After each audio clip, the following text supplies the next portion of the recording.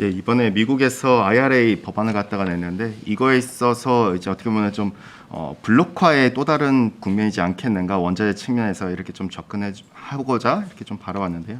일단 에너지 시장 같은 경우에는 아시다시피 미국이랑 그다음에 유럽의 서방 세계의 러시아에 대한 제재 이후에 좀 재편되는 그림들이 블록화가 굉장히 빠르게 전개되고 있습니다. 두 개의 시장으로 어쨌든 쪼개지고 있고, 그 같은 두 개의 시장에 있어서 수요 측면에서의 소비자들의 재편 역시도 빠르게 전개되고 있고요. 그림 1번에서 보시는 것처럼 미국 같은 경우에는 유럽과 영국 쪽으로의 수출이 비중이 확대되는 반면에 러시아는 유럽의 제재를 갖다가 피하기 위해서 중국과 인도, 터키 이 같은 아시아 쪽에서의 수출 비중을 갖다 늘리는 모습들이 나와줬고, 반대로 사우디 같은 경우에는 MS 측면에서 아시아 쪽의 고객들을 갖다가 러시아한테 뺏기는 걸 방어하기 위해서 아시아 고객들한테 상대적으로 더 낮은 중진료 OSP를 갖다가 제공을 하는 이 같은 그림들이 나와줬는데, 즉 시장의 재편이 좀 더 빠르게 연결되고 있고, 블록화 시장 재편이 이렇게 좀 빠르게 일어나는 부분, 에너지 섹터만이 이제는 아니다라고 볼 수가 있겠고요.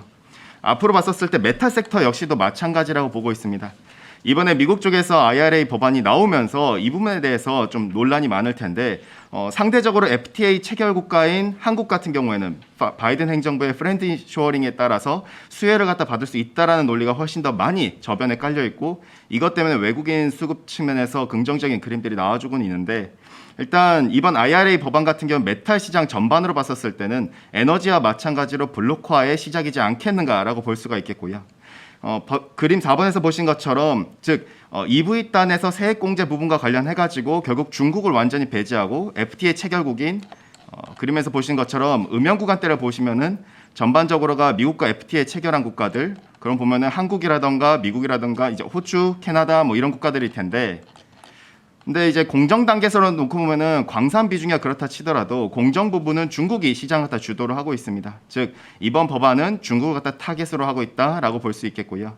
단기적으로는 어쨌든 미국과 미국 우방 국가들 같은 경우에는 MS가 중국 갖다 완전히 대체하기는 상당히 어려운 부분이라 볼 수 있습니다. 즉 공급 측면에서도 봤을 때 대략 평균적으로 4배에서 대략 한 5배 가량은 여전히 중국의 공급에 미치지 못하는 수준이니까요. 완전히 대체는 당장은 못하지만은 장기적 관점에서 보자면은 어쨌든 이 부분에 있어서 이들 국가들 같은 경우에는 중국을 대체하고자 결국 공급 캐파를 갖다 늘려나갈 것이고, 문제점은 중국의 캐파가 존재하는 상황에서 중국 이외 지역들의 캐파가 늘어나고 수요 역시도 블록화가 전개된다. 결과적으로 프렌드 쇼어링이라 볼 수가 있겠고, 이것은 장기적 관점에서 보면 공급 과잉을 한 번 더 초래할 수 있다. 과거에도 2011년부터 2015년까지 선진국들 중심으로 프렌드 쇼어링, 이제 리쇼어링이 전개됐었고, 2015년 가가지고 미국의 금리 인상도 있었겠지만은 이것 때문에 중국의 공급 과잉이 일어나면서 공급 사이드 개혁까지 초래됐었던 문제점이 지적이 됐었습니다. 이번 역시도 미국 동맹 중심의 공급망 재편, 프렌드 쇼어링에 따라서 장기적으로 보면은 중국 역시 향후에 어떻게 보면 공급 과잉에 대한 우려가 전개될 수 있지 않겠는가, 이 정도로 정리해 주시면 될 것 같습니다. 이상입니다.